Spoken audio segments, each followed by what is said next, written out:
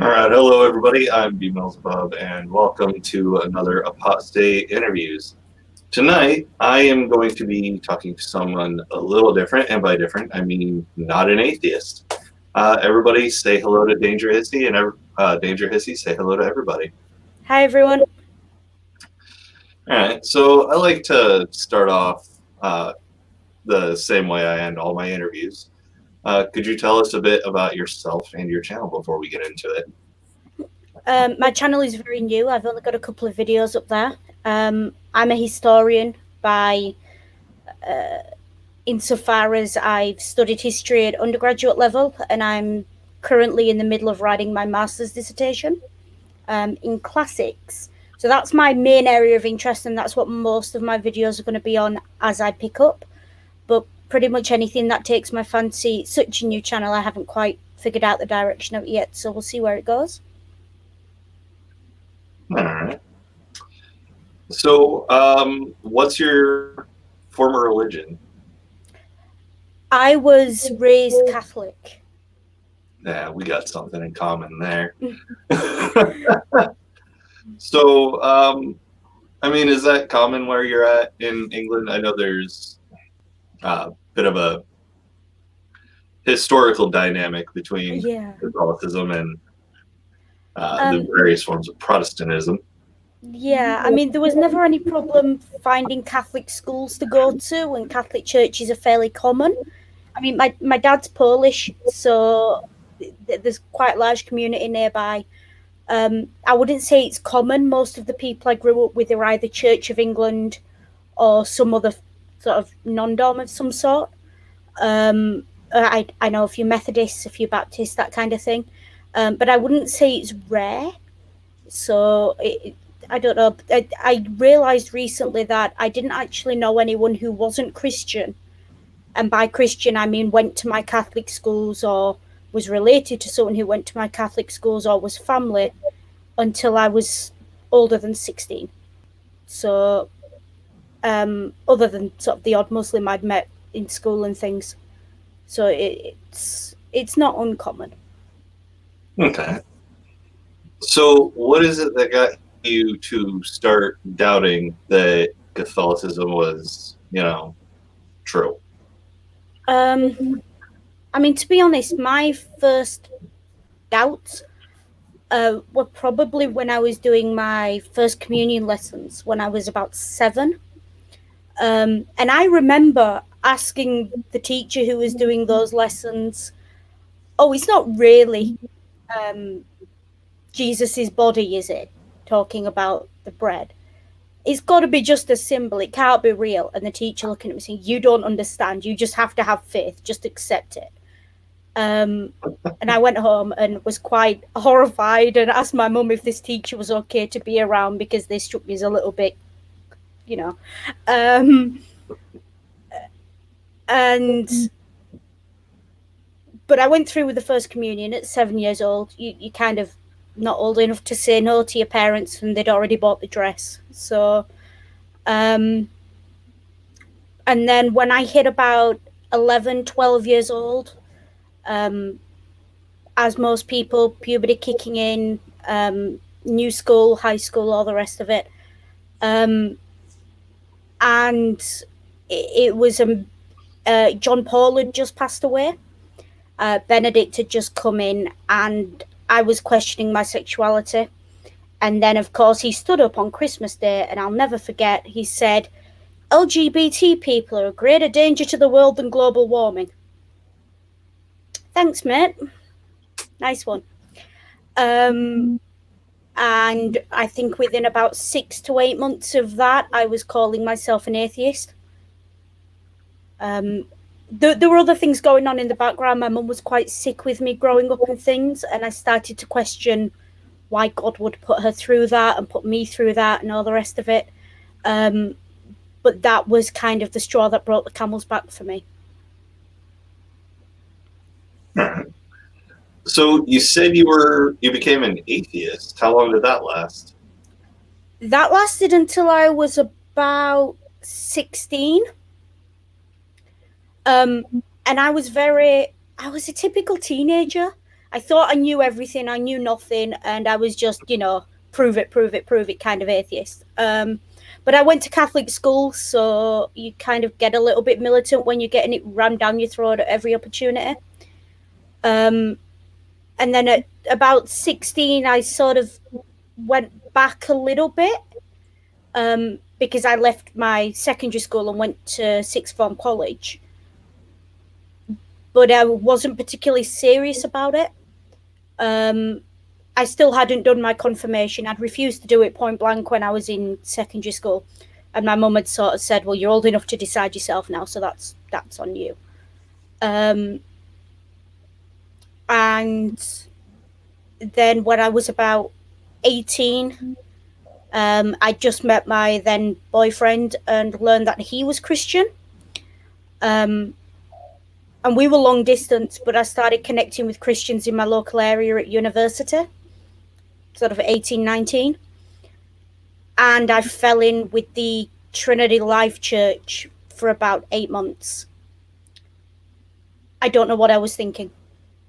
I really don't. The best I can possibly say is I wasn't in my right mind and I was homesick and vulnerable. And I just, it's not an excuse, but I can't explain why I quite clearly lost all sense of logic at that point for a little while. So. Excuse me. Oh. All right. Not a corona cough, I just have asthma. Me too. Disclaimer I feel like I need to give out constantly. Fair. Well, I mean, people are kind of freaking out because of coronavirus, so you get funny looks when you cough, so you have to qualify it. Wash your hands, folks. Yeah. Don't cough into your hands and then touch other shit either. It's disgusting. Yeah, gross. But what did you say the church was called? Trinity Life? So it was Trinity Life. It was so going back about 25 years, I think the Four Square Pentecostal Evangelicals and the Trinity Life Church were the same church, then had a split over some random bit of dogma to do with I think it was something to do with the second coming and tribulation and things. I remember Googling it once and just dismissing it as what on earth. I'm not interested. I don't care. I actually got baptized into that church. So they got me good. But then the day I was baptized, I should say I'm bisexual. That's sort of where the whole thing of questioning my sexuality as a teenager came from and ended up. And the day I was baptized, one of the church elders, like literally my hair's still wet, says to me, well, you're in and all the rest of it. And I was like, yeah. And I even said to her, it's nice to find a church that accepts me for who I am. And she sort of looked at me and went, well, not really. We just expect you to keep it under wraps. And I just looked at her and I never went back. I was not going to go through that again. I developed enough self-esteem by that point. I wasn't willing to trade one for the other. And again, I was atheist for me, sort of the default, not religious position was I'm atheist or I'm agnostic. But I didn't really look into it again. It was just kind of, it wasn't so much that I didn't believe as I just didn't care.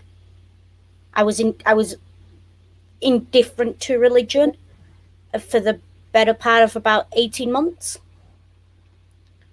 Then things got really interesting.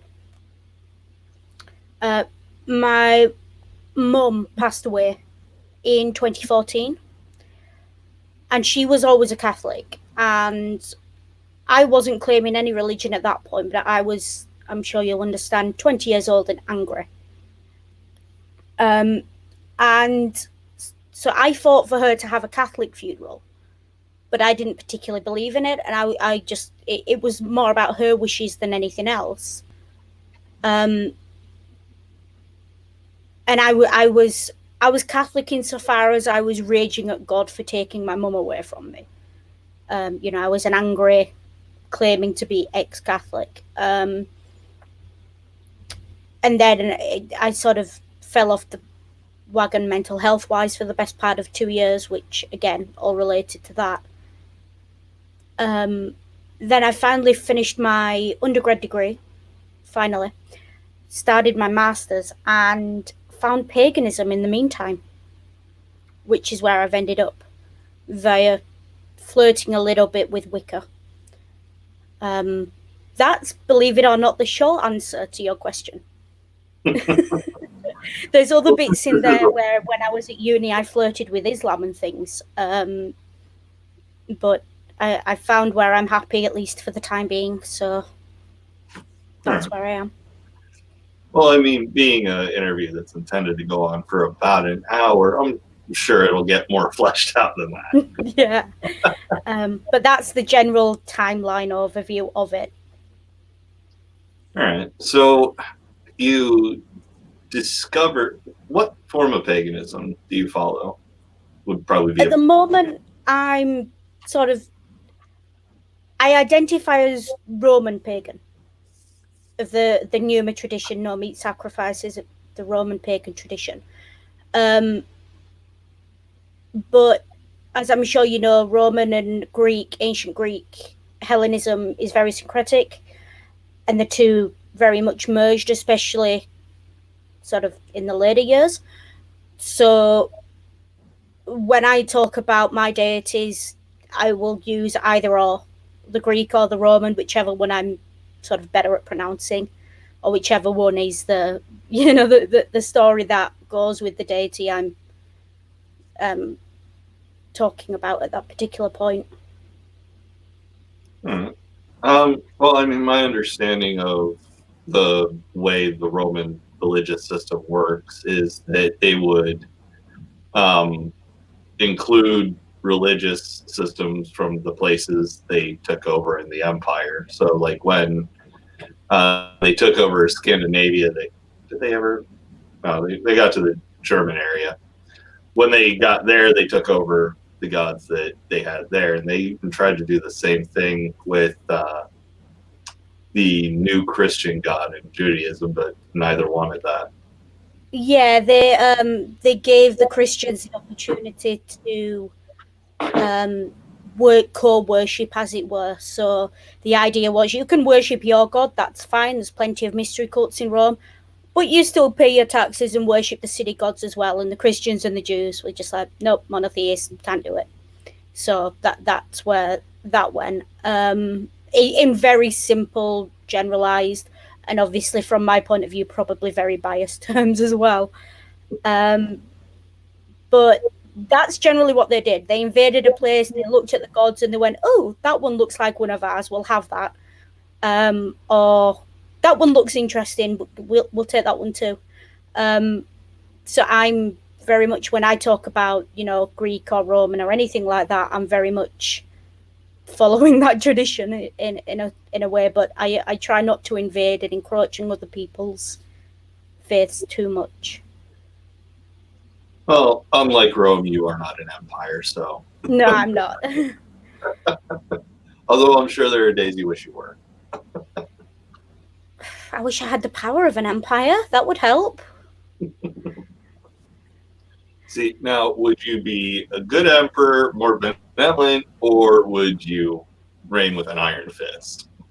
Well, see, I'm a socialist, so it'd be universal basic income for everyone. Free healthcare, free education. So you decide if that's a good or a bad thing or not. Well, I too am more on the democratic socialist side, so that sounds pretty good to me. Mm-hmm. But so what is it, where did you discover I'm trying to think of a good way to word this, because I learned about the Roman pantheon when I was a little kid. So what is it that convinced you that, this was the most likely religion to be correct? I don't think it's necessarily about it being the most likely. And I know that seems odd when I'm saying this is my religion. for me, it was the one that called to me when I was looking, which is why I always give the caveat of whenever I say what my religion is, that's what it is now, because I don't know how it's going to evolve in going forward. I'm not a oracle, but obviously it's very difficult to exist in the Western world. I'm based in the UK and have not heard of the Greek and Roman gods at some point in the Roman Empire. So I knew of it vaguely, but I'd always been more modern history interested in, post-industrial revolution kind of thing going on. So I knew of it insofar as it was the basis of Western culture, and that was about it. And then when I started my master's degree, I took classics. I literally picked my master's degree on the toss of a coin. I was going to take creative writing, but classics looked more interesting, and that was literally it. I just wanted to do a master's, and it was there, and that was it. And I started, once I'd signed up, I realised I actually don't know a damn thing about ancient Greece or Rome. So I started reading around it, just in general, the very short introduction series, Mary Beard, you pick things up. I went to the library and said, what have you got on ancient Rome and Greece? And the librarian found me 10 books. And I read them, and these gods were there in the background. And it just appealed to me. The whole way the religion works just appealed to me. It's not requiring blind faith in anything. It doesn't really require faith as such in the Christian context at all. What's required is the actions. So Christians, I'm sure if you've ever spoken to evangelicals, have got this concept of a religion of deeds, not grace, or a religion of grace, not deeds. Roman paganism for me is very much a religion of deeds. This whole thing about being blessed or being grace or anything else is just, that makes no sense to me. But I am an active participant in my relationship with my deities. I'm not waiting for them to smile on me. If I want to speak to them, I speak to them. If I've got something to ask for, I ask, and we come to an understanding. Okay. I'm kind of curious how you come to an understanding. So there's a concept in Roman paganism, particularly, which duo des. It's I don't know if I may not be pronouncing it that right. It's like 20 past 1 in the morning, but it's the idea of I give that you might give. It's transactional. So when I make an oath or a vow to my deities, or I ask for something, that's done on the understanding that they expect something back. So it might be, I will say in sort of very simple, blunt terms that I might throw down some incense or a few bay leaves, or, I might make something and burn it. I might cook a meal and leave it out for the birds. The various things you do. I'd never harm animals. We don't do that. And I never there's none of that going on, because I know there's a lot of people who think that when they hear sort of ancient paganism. I'm not into that. That's not my tradition. Okay. Doorknob Head has probably the most important question that's been asked so far. Are the deeds done dirt cheap? I mean, they're relatively cheap. But the price of bay leaves where you live. And incense cones, that kind of thing. So. Well, of course, the premise of the song is that he's a hitman. Yeah. But No, I just thought I'd play it straight and see how you reacted. Yeah. I don't know why, but I like to try to derail jokes sometimes. It's just one of the many, many things that add to my charm, I guess.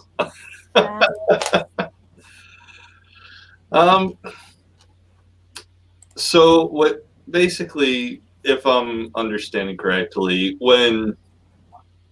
have you ever seen Monty Python and the Holy Grail? I haven't seen Holy Grail in a long, long time. You'll be scraping the dredges of my memory if you mention it. All right. So, well, I mean, I figured you're English. It's a piece of English history. Obviously you have to have seen it. Yeah, I much prefer Life of Brian, so I remember that one. Life of Brian is fantastic. It's my favorite of the three movies.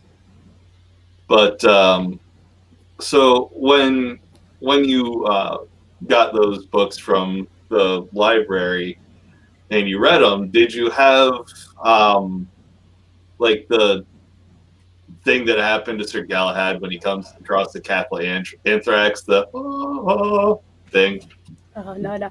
These were all history books. They weren't. So it was one book about daily life in ancient Greece, another one about teach yourself Latin, that kind of thing. And one of them was about, Roman religion, Roman life. And just as I was reading it, I thought, actually, this makes sense for me. This suits me. And I think a lot of what suits me about Roman religion is that you can kind of cherry pick it a bit. Not every Roman would have ever worshipped every single deity in the Roman pantheon. If they did, they'd have never had time to sleep. So you can kind of cherry pick it a bit. And that suits me as well. I make it sound like I can hear sort of the priest from when I was a kid in my head going, you can't cherry pick your religion, you can't cherry pick God. It's like, I can. So it is still there in the background. Well, I mean, it's funny because I'm sure the priest that would have said that also cherry picked. So. Oh yeah, but you see, the Romans at least were honest about that. So. Yeah. Well, I mean, it would be much easier to cherry pick Roman paganism, wouldn't it? Because I mean, it's got a lot of gods, not just one. It's not a monolith in that way. So yeah, and you pick the gods that most appeal to you at any given point. So if I've got an issue, let's say hypothetically with my health, I go to the god of health. If I've got an issue with, I don't know, my pet dog, I go to the god of animals. If I've got an issue with not being able to get fresh vegetables because the shelves are empty at Tesco's, I go to a farming deity. That's just as an example. I wouldn't actually do that. I'd go to a different supermarket because common sense, people. But kind of that's and you don't worship the same god all the time. That would be madness, unless that god is like the purveyor of your particular career or a really important aspect of your life.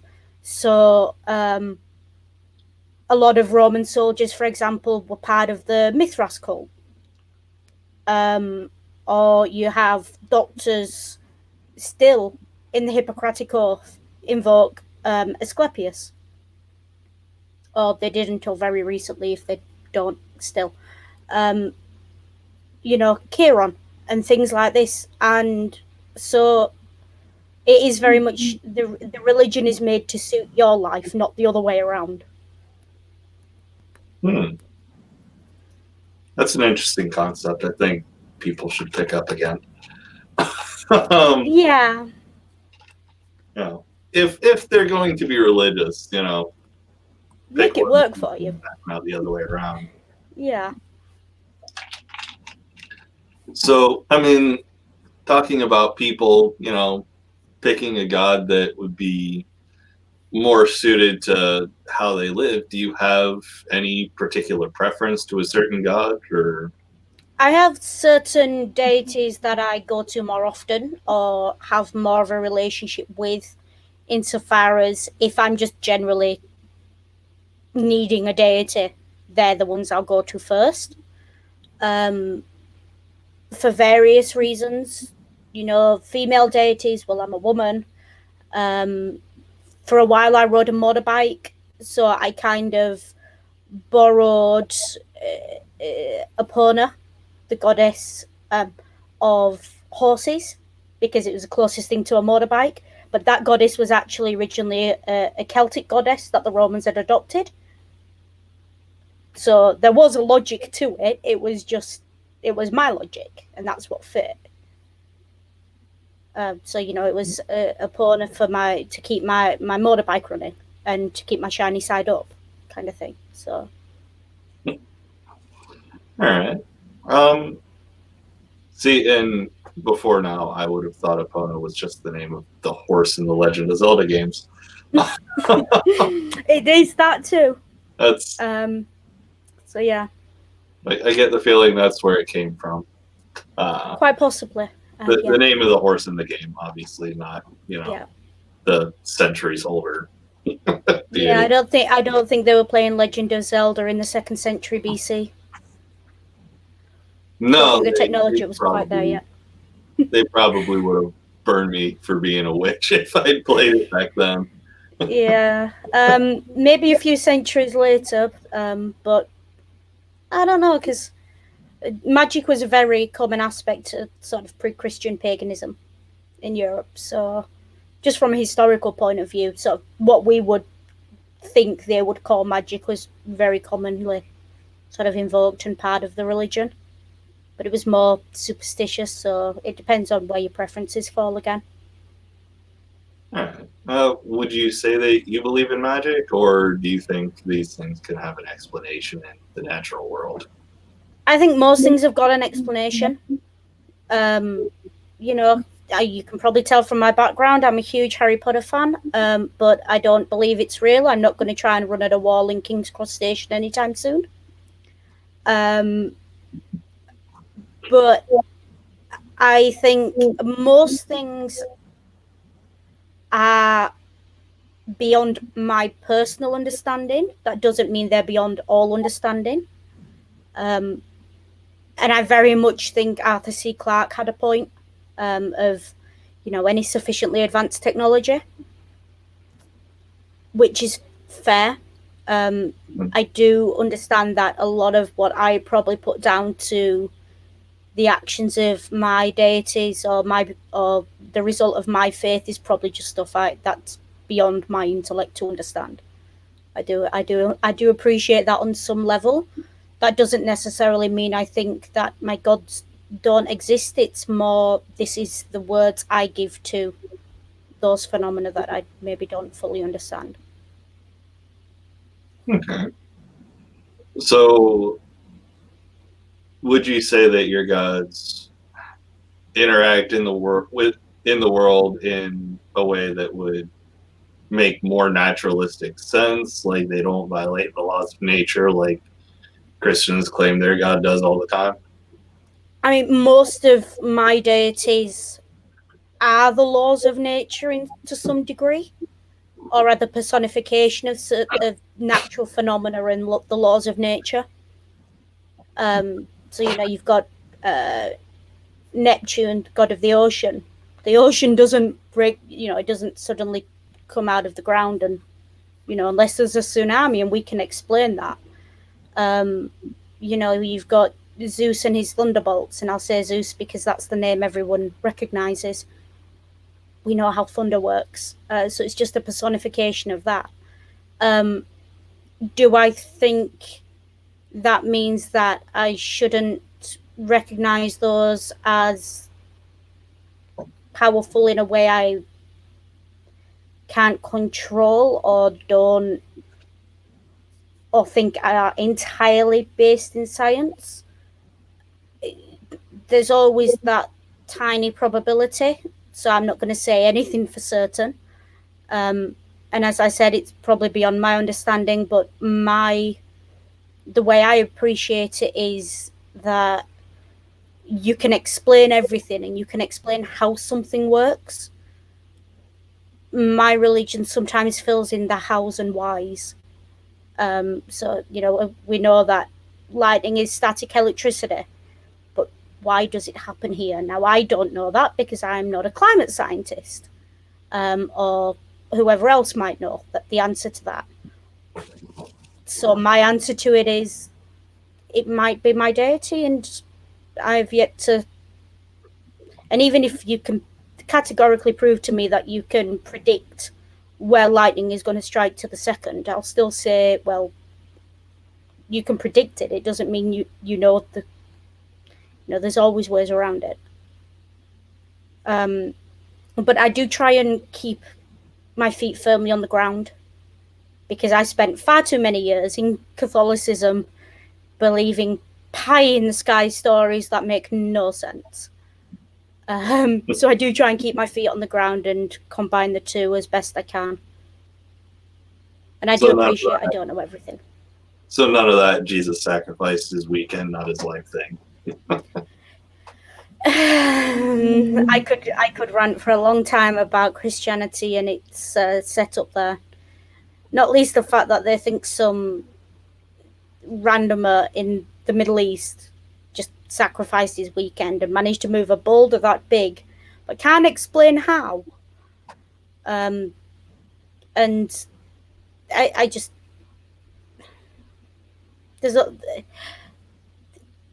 it's one of those things where you sort of look at it and go, there is no evidence. I'm a historian. I know how to check on evidence. There's no real evidence for a resurrection. There's stories, but stories only tell me what people believe. They don't tell me what happened. There's no other evidence sort of around it really to back it up.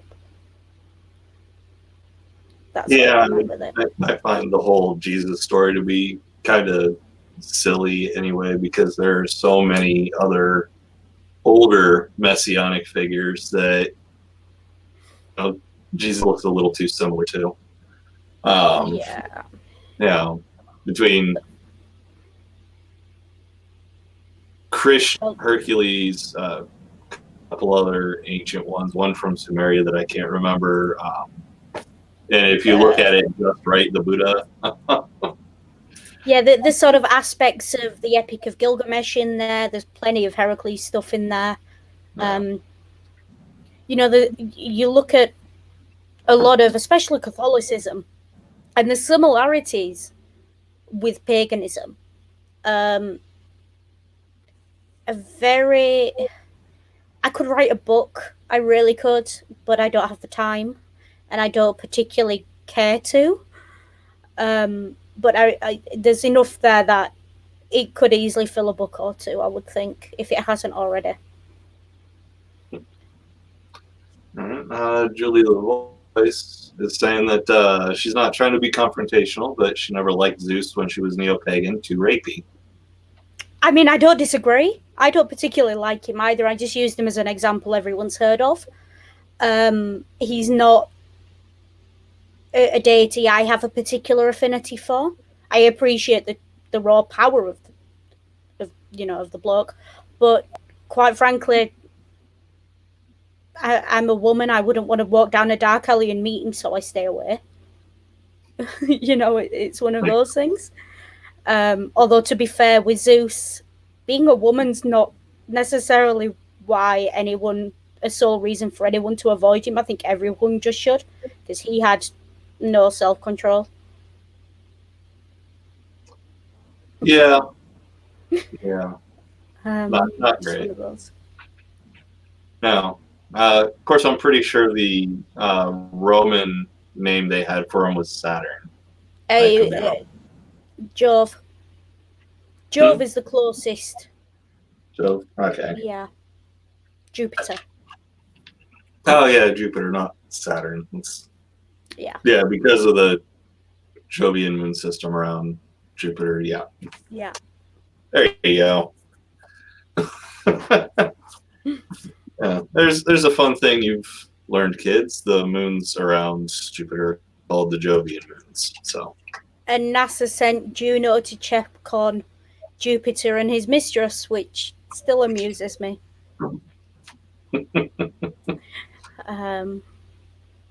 So, because now there's a woman scorned. So, no power to her. All right, so let's move a little more towards talking about your channel. What is it that got you to start making content? Well, first of all, my husband joined the atheist community on YouTube. If you don't know, I'm One Ring's wife. And he introduced me to these people, and they were so nice and so open. And being there with meeting strange people in a group who all have one thing in common and are very nice to you initially. So, have to admit, I was wary because that's kind of how the Christians got me. But it is genuine. It's a genuine group of people here, and I really just like the atmosphere. And then I sort of guessed on a few streams, talked to a few people, and someone said to me, "Hissy, start a channel." And I was like, "I can't do that. That's my husband's thing. That's my thing. It's my husband's thing." I was going to start a podcast because I had an interest in podcasting.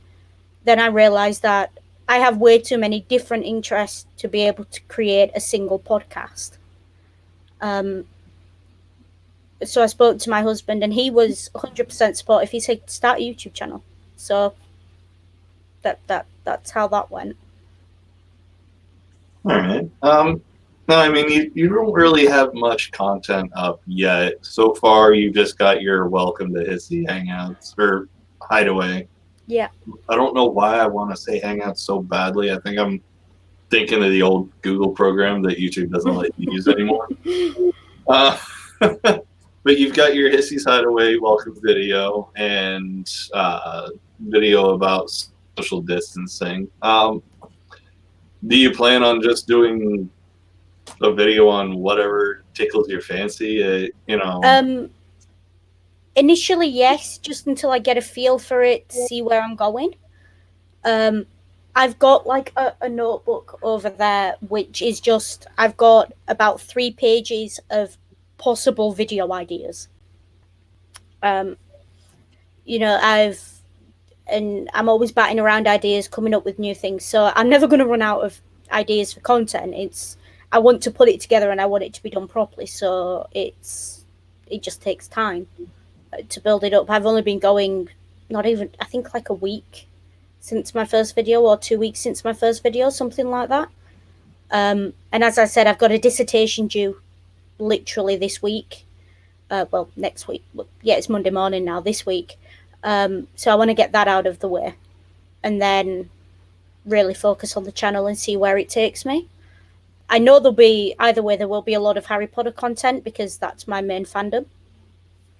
And there'll probably be a lot of content just on paganism in general and my approach to paganism, various rituals and things. Just because I do think there's a lot of misunderstanding, and I do get a lot of questions. And the thing about paganism is everybody's different.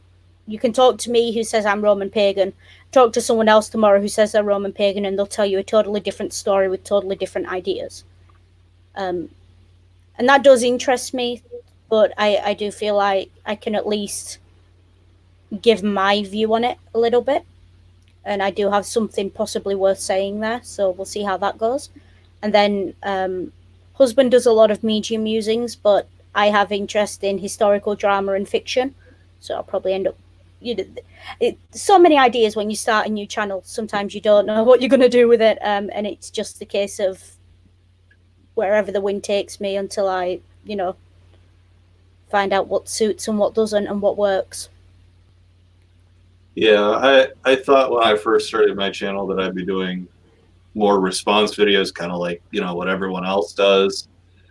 But after I did a couple, I realized that I absolutely hated the editing process for it, so I just stopped.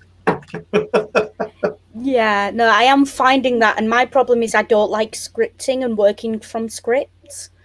I'm dyslexic, so any video I ever put out, I will research it. I will plot it out in a vague sort of, 10 bullet points or whatever. But it will be largely me just talking to the camera and not scripted as such. Because if you try and read there and the camera's there, it's just not natural, and it's difficult at the best of times. So I'd rather look natural than be completely scripted and, looking like I'm sort of rabbit in the headlights going on. Yeah, I pretty much have to read from a script. I can't keep my mind on a single thought for too long for some reason. Easily distracted, I think, is a good word for it. Yeah. Julie LaVoice has a suggestion for you. Get with Ocean Keltoy for a collab if he's willing. I'm always open to collaborate at this point. Anyone who's out there who wants to collaborate or has an idea that they think I could get involved in, by all means. At the minute, I'm not reaching out so much just because I'm trying to see what I can actually bring to the table. But if anyone wants to reach out and has any ideas they're willing to run with and sort of hold my hand through as a newbie, by all means. I'm still getting things together and looking, and once I'm more confident, I'll probably start reaching out as well. But for now, that's where I'm at with that. That makes sense. Let's see. Normally, I'd ask if there's anything you've done on your channel that you're most proud of, but you've only got the 2 videos so far. I mean, I have guested on a lot of other channels. I've got a playlist up, a public playlist that I'm calling Hissy Not Hiding, as opposed to In Hissy's Hideaway, where this video will go in it, for example, and it will be where I've appeared on other people's channels. I play D&D every Saturday over on the Daily Atheist. That's fun. I tend to guest a lot on Ring's channel. He's my husband, so if he ever needs a slot filling, he's prods me. Hissy, are you busy? Can you jump on? Because we tend to have the same taste in media and things. So that's always handy. I've guested on sort of Jen's Little Corner with Critical Bitches. What else have I done? I think I've been on Atheist Pastor's Friday Night Six Pack a few times. He did a great ex-Catholic one. That was really fun to do. He had an ex-priest on there, and that was a blast. Only problem with that is 6-pack. They normally drink on it, except it's 10 o'clock in the morning my time. So I don't think I can quite get away with that. I normally drink coffee and call it fair. Yeah, I mean, the only reason I could drink at 10 a.m. is because I work night shift, so. Yeah, well, 10 a.m. for you then is midnight, isn't it? Yeah, that'd be about the equivalent.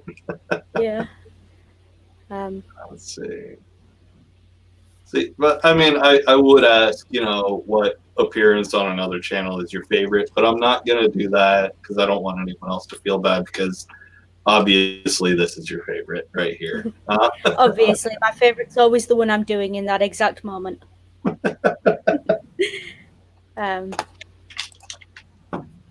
But I mean, is there like anything from Catholicism that still kind of sticks with you? Like, I mean, not that preacher saying don't cherry pick thing, because I know that you still have that annoying thing going off in your head sometimes. But I'm talking more along the lines of sexually repressing yourself or fearing hell or something like that.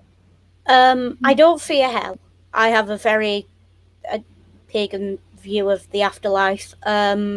It's probably the asphodel fields for me. So, I'm not a warrior. I'm not a soldier. I can see you are. Is that or a member of your family? Oh, the flag behind me? Yeah, that's the flag the Navy gave my grandmother when my grandpa passed away. Yeah. Natural causes. It was natural-ish. He had major heart attack is sort of natural. I mean, it's yeah, not the preferred way to go, but according to the doctors, it was such a massive heart attack that he died instantly. So at least he didn't suffer. Yeah. But he lived to an old age, and when he died, he was on his way home from spending time with some friends. So he died happy too. So if you're gonna go, that's how to do it. Yeah. What's that old joke? I'd like to go peacefully in my sleep like my granddad, not screaming like the passengers on his bus.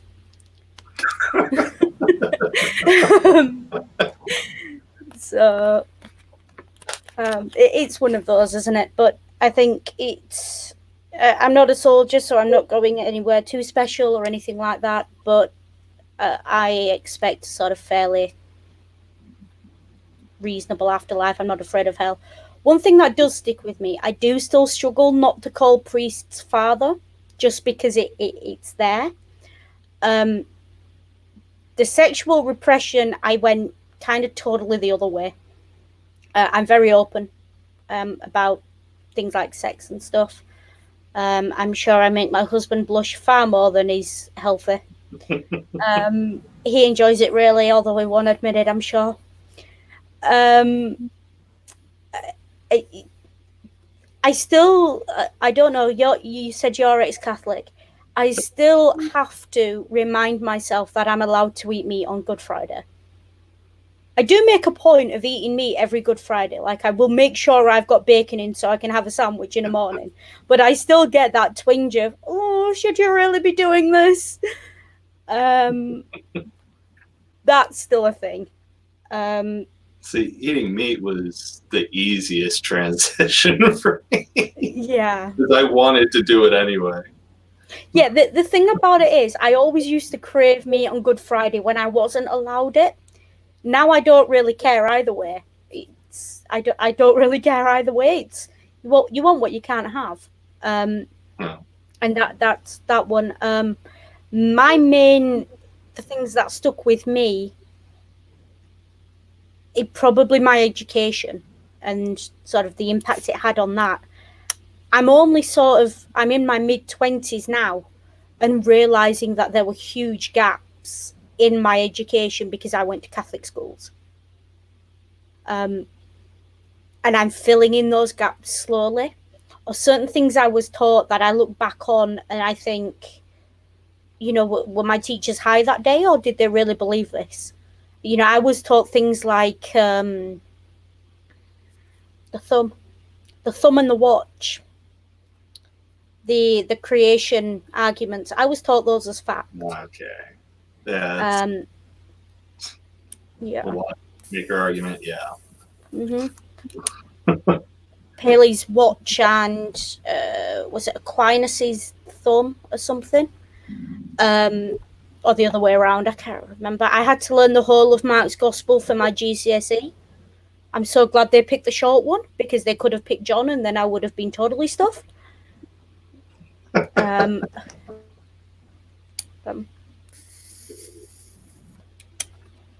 that still sticks with me sometimes. I wasn't really forced to learn my Bible by chapter and verse as a kid, so I don't have to worry about that taking up memory that I need for some other things, but it does come back occasionally. And if there is a reference to the Bible in a film, TV show, book, I will find it. I will do that. It's just there. It came in very handy when I studied English literature. Interesting. Other than that, I think I still get offended when I hear certain things the church is doing, but not offended in that way as, if you hear the church is, say, the big scandal at the minute, obviously, is child abuse. If you hear someone hears as an atheist or as a Christian, the church is covering it up, they're offended and horrified, these people are morally bankrupt. I look at it and I'm offended because a part of me still thinks they are a disgrace to the church for what they're doing, as opposed to this is just morally wrong. It's like, you are a disgrace to what you represent. Because I think I still have that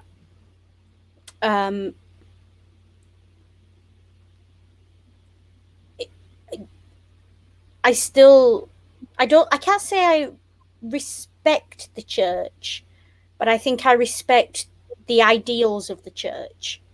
So I very much, if the church doesn't live up to its own ideals, I get annoyed. So I ranted for days when Benedict retired, for example. because I was like, no, that's a job for life. You should die in that job. That's what you signed up for. That kind of thing. But it's very abstract. It always was. I do have to say, most of my religious background came from school. My parents were never devout. They didn't want to get up on a Sunday morning. No, my dad was not waiting for breakfast until 2:00 in the afternoon. That was not happening. So my mum was not getting out of bed and going to church at 8:00 on a Sunday morning. It wasn't something they did. But my mum was always playing sort of religious music around the house, and it was more that. My dad used to joke once or twice when I was younger, probably still does, although I'm not over at his house to hear it so much anymore, that he's a non-practicing Catholic. He doesn't need to practice. He's very good at it. So I like it. Make of that what you will. And my mum was she was devout in her own way. She wasn't a churchgoer, but she had her beliefs and her sort of superstitions and things. I mean, I can kind of understand what you're saying. You're more annoyed or disappointed by them failing at their own standards of morality. But what do you think of it when the church goes that extra mile to protect these child abusers? That, I think, again, they're a disgrace to their ideals, and quite frankly, they're a disgrace to humanity as a whole.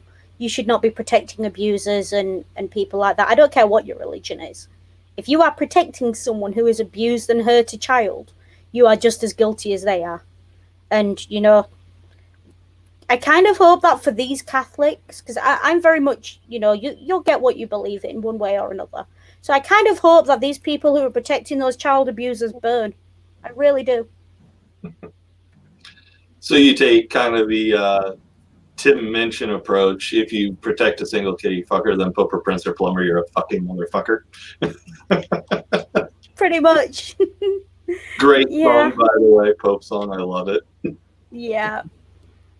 I am very much a case of, if you're protecting someone for whatever they've done, whether it's, the nuns in Northern Ireland, whether it's, the priests in Italy or whatever's going on anywhere else in the world, I don't even know. I don't pay that much attention.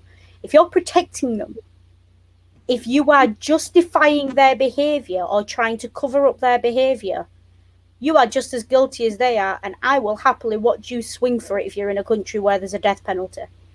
Because there's just certain things like...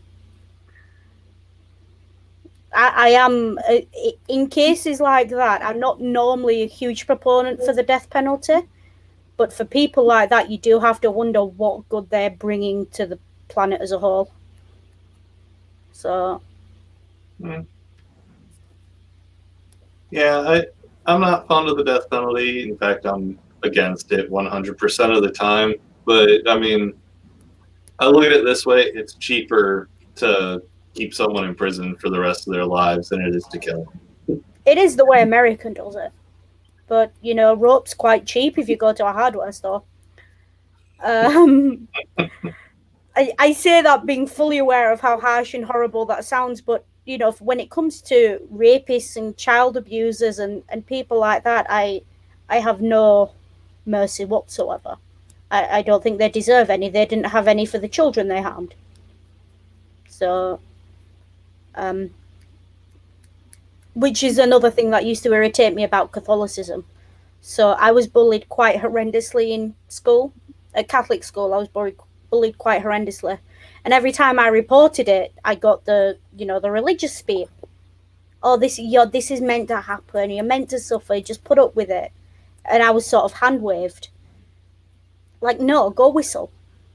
But, the minute I started fighting back, I was in the wrong. But they can, threaten me with broken glass or steal my things, and that's okay. But the minute I start shouting back and throwing punches, I'm the one who gets suspended. All right. So that was a fun 5 years. Were you fighting back against men or other women? All girls Catholic school. Oh. But girls are vicious, especially at that age. It was, and the thing is, these girls, they'd come at me 6 or 7 to 1, and they'd come at me with sort of weapons, improvised weapons. They'd break glass, sticks, stones, that kind of thing. They'd surround me so I couldn't get away. And even trying to fight my way out of being surrounded, I would be the one who got into trouble for, her mouth's bleeding and her hair's being pulled. Well, tough, she shouldn't have stood in my way. And somehow I'm the one in trouble for that. Which was quite interesting. It was my mum who finally told me to fight back, believe it or not. She was the more devout one, but she was the one who said, eventually she got so sick of me coming home with things stolen, in bits, bruised, whatever. She sort of said, listen, if you don't fight back, you're not going to want to come home. I don't think she'd have actually done me any harm, but she put the fear of God into me and I started fighting back. So it worked. And they left me alone after that, funnily enough, once they realised I was actually heavier than them and could throw a better punch. Yeah, that's an advantage I didn't have when I was a kid. You wouldn't know it to look at me now, but I was a tiny kid. I never was. I was always too tall and too wide, and I was that kid. I was always the fat kid at school, so not that I'm not now, but adults don't care so much. Most adults don't care so much as long as they're not on the internet. Totally off topic, ignore me. All right. It wouldn't be one of my live streams if we didn't lose the topic at some point. Yeah, it is one of those. I don't know. I mean, I went to the Vatican after I found paganism as well. And I do have this theory, and I'm going to share it with you because it is on topic. They tell Christians Catholics, you should only ever go to the Vatican once, and it's a pilgrimage for later in life. Or at least that's what I was told. I now know why. Because the sheer decadence is vulgar and disgusting. You walk into the Vatican and it's, the walls are painted with gold and there's lapis in the floor. And, it's vulgar. They've got some of the greatest artworks in the world because they've stolen them for centuries. And this is riches that was built on the backs of the ignorant and the poor for centuries. And it's no wonder they tell Catholics don't go there until you're older, because if they went there when they were younger, they'd be horrified. I honestly think sometimes the greatest cure for any Catholic with any sort of common decency is to walk them around St. Peter's Square to see the homeless people and then send them inside to the Vatican and see how long it takes them to realise that this is not right. Because it's and there is no reason whatsoever for a religious institution to have that much money and that much in sheer just value. It's not right. And largely as well, I found this is sort of something I learned more when I started looking at my own sort of pagan history and pagan religious history. They're thieves. And we weren't told that in Catholic school, but they are thieves. They go in there and they ransack and take the best for themselves. And that hits home when you're walking through the seat of the Catholic Church and there's pagan iconography and sculptures and art there. And most pagans will never see it, even though it was designed to be put out there on display, because these people have come along. These animals have stolen it and decided that they want it to decorate their front living room. And I could rant for a long time about that, so you're probably best off jumping in and stopping me. Well, I mean, it's actually kind of funny because that I think would actually be a really good idea to send someone who's a Catholic who's having doubts to the Vatican. Because I mean, in research for a video I did talking about the Church's wealth, um, I couldn't find a solid number on the Catholic Church's value because that's literally impossible to do. But I did find that the Sistine Chapel by itself, no other property in Rome, just the Sistine Chapel, is worth somewhere between 200 billion and $2 trillion. It's a tiny little room, you know. I've been in there. It's tiny. No. But I can believe that because it's covered in the work of, you know, one of the world's greatest artists in history. And there's still, you know, a lot of gold and marble floor and all the rest of it. I noticed I walked around the Vatican for 3 hours and my feet were killing because all the floors are marble and cold, and it got straight through my shoes. So if you do go to the Vatican, wear sensible, thick-soled shoes, seriously. Because it's horrible. It's all just cold marble floor, and it's huge on the inside. I had a step counter, and the day I went to the Vatican, I didn't do anything else that day except go to the Vatican, and I walked 17 miles around it, and I still didn't see all of it. Wow. So, I mean, I did sort of get the train there and back from my hotel, but I wouldn't have walked that far. You know, the train station was on my doorstep. Yeah. But it is just, I think they think the scale of it and the sheer size of it is impressive somehow, but it's not. It crosses the line to vulgar. It really does. Yeah. It probably depends a lot on how you're looking at it, you know, because someone our age would go there and say it's disgusting, and someone, you know, who's in their 70s or 80s would go there and be like, this is magnificent. But we have been going for about an hour, and I'm getting hungry. Yeah. I'm starting to need to eat, and you're probably wanting to go to bed sometime reasonably soon. Yeah. So before we go, as I said at the start, I like to begin and end the same way. Could you tell us a little bit about yourself again and your channel? So I'm Hissy. I'm a historian and a classicist, politically left, and I've just started my channel up. So at the moment, it's going whichever way the wind blows and wherever my fancy takes me. I'm sure it'll eventually settle down once all my ideas form into something coherent. My videos are not likely to be heavily scripted, as I said earlier. So it's all sort of natural, loose. I like to think I've created sort of a cozy atmosphere, or I'm going to be creating a cozy atmosphere, nice and welcoming, that sort of thing. I've been on a lot of different streams, so I've got a playlist over there of that as well. This video is already on it, so you'll find it there.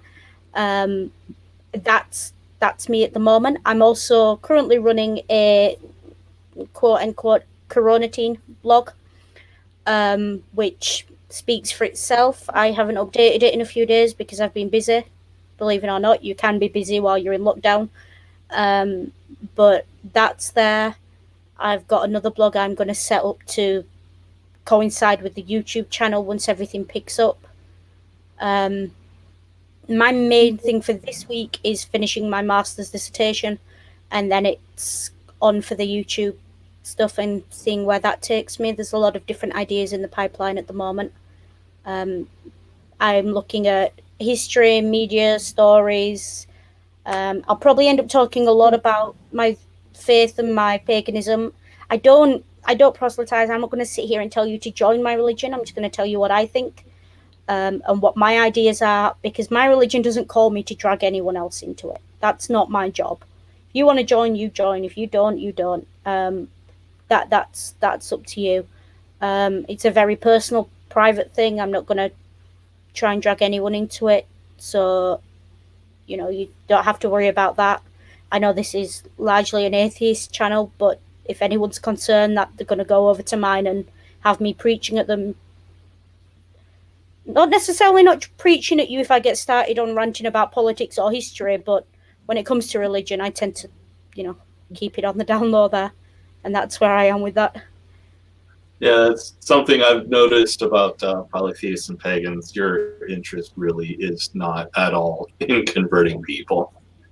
No. No, in fact, you seem to go out of your way to not try to do that. Yeah, I think especially with historically what mine does, it leaves me feeling a bit skeevy if I get the impression anyone thinks I've preached at them. So if anyone thinks I have ever, that's never the intention. All right. Well, thank you for coming on. I had a lot of fun talking to you. Thank you for having me. I'm really hoping that YouTube and StreamYard are cooperating. If they are, you'll be able to find links to her Twitter and her YouTube channel down below. So head on over, follow her, subscribe to her. All that fun stuff that you should definitely be doing anyway with pretty much everyone I have on my channel, because, I try to go out of my way to not have shitty people on my channel. Instead, people you should follow. So head on over to Hissy's social medias and follow her. And until next time, good luck with your dissertation, and see you all in the next one. Thank you.